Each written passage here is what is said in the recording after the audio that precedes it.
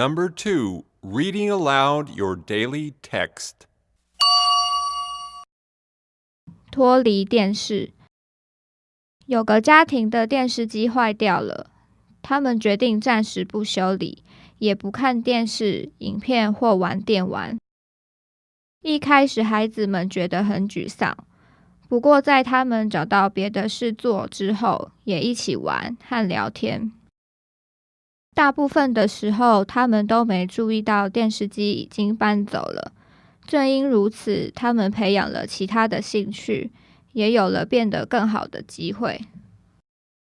Hi, everybody, and welcome back to the second part of our class. It's reading time, not silent reading, but reading aloud. By reading aloud, you can practice your reading, speaking, and pronunciation skills all at the same time. Today's article is called Tuning Out the TV. It's number 97, an advanced level class in our reader. And I will read it first, but then it will be your turn to read this article aloud. Here we go. We were never TV addicts, but it was a central part of our lives, so I didn't know how my kids would react or what we would do when we first decided not to fix the television. The decision started as a financial one. It was going to cost more than we could afford to get the thing fixed. Really, it was amazing how much the TV affected our lives. When the kids were busy being too noisy, I'd suggest that they see what was on TV.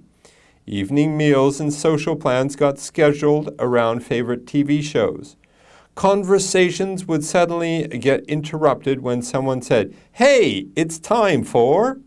And recently, I'd noticed that my kids weren't as well behaved as they used to be.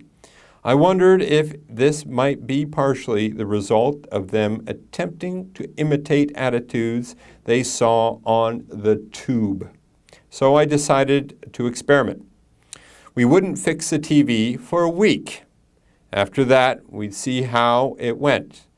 I was almost afraid to tell the kids. And when I did, their reaction was not exactly positive. They rolled their eyes, if to say, another one of her stupid ideas. Then they asked, "How about Nintendo?" "Nope," I said. "Any videos?" they asked.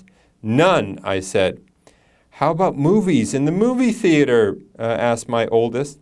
"Yes," I said, and they were relieved to have gotten at least that much. The first day without TV was the worst, simply because I didn't know how it would go.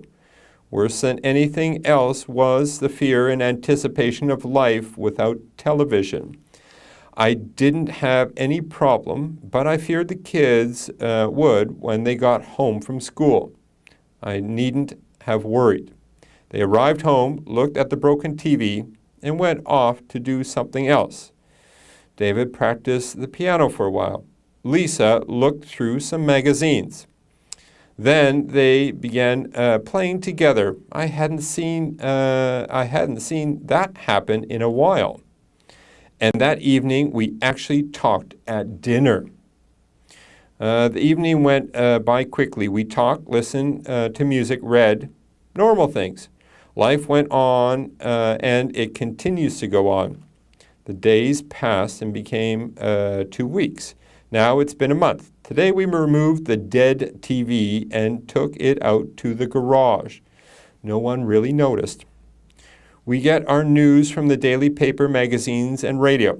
When we want we go out to a movie. Instead of watching game shows, we play games. Rather than listening to other people talk about the issues of the day, we talk about them ourselves. The kids miss Nintendo and some of their old favorite shows, mostly when other kids at school talk about them, but they seem to be surviving. They've developed other interests. We have too. It's amazing how much more time we have now. Life without TV hasn't turned us into better people, but it's given us more of a chance to try. Now, that's the end of our article. What a great idea. Did you know I haven't watched TV for over 20 years? I don't like TV. I think it's a big waste of time. You'd be surprised at how much you really won't miss it.